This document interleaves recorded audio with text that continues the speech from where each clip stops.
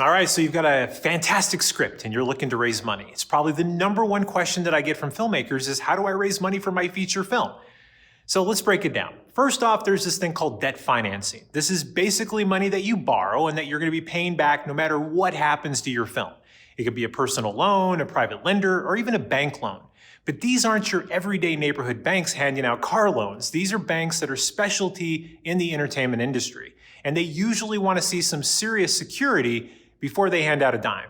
So this means that you better have a solid pre-sale agreement, a signed distribution deal, or even some tax credits in place before they'll even consider it. And if you don't have those things, then maybe debt financing isn't the right direction for you. You know, I've also seen filmmakers make the mistake of taking out personal home equity loans or maxing out credit cards, which I seriously do not recommend. But then there's pre-sales. Now, in theory, it's beautiful because you're selling off the rights to your film in different territories before the movie's even made. So you're funding your budget up front. But here's the truth. Unless you have big names attached, buyers aren't necessarily lining up to gamble on some unmade script. So don't depend completely on pre-sales unless you have some serious star power. Now there's private investment and crowdfunding, and this is where most indie filmmakers live and thrive. Private investors, they may be angel investors who believe in your script, or even folks looking for a tax write-off. And crowdfunding, it can be great, especially if you have a story that resonates with your audiences online. Just know that both obviously take hustle and a rock-solid pitch.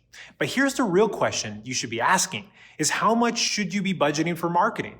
You know, one of the biggest challenges with original ideas is that it's going to require some marketing money. It's one of the main reasons why studios love remaking movies and putting out stuff that already has brand awareness. So if you're making that one-off movie that no one's ever heard of, chances are you're going to need to outspend your competitors on marketing. So be prepared to save at least 30 to 35% of your total budget for marketing and outreach. So this leads me to one final thought, which is maybe raise less money and make smaller movies. Lean into technology and keep your costs down. You know, look, today you can shoot a beautiful feature film on gear that cost a fraction of what it did 10 years ago. The power is in your hands. So be smart, be scrappy, and keep pushing. Well, that's all I've got for you today. Keep making movies, and as always, peace out.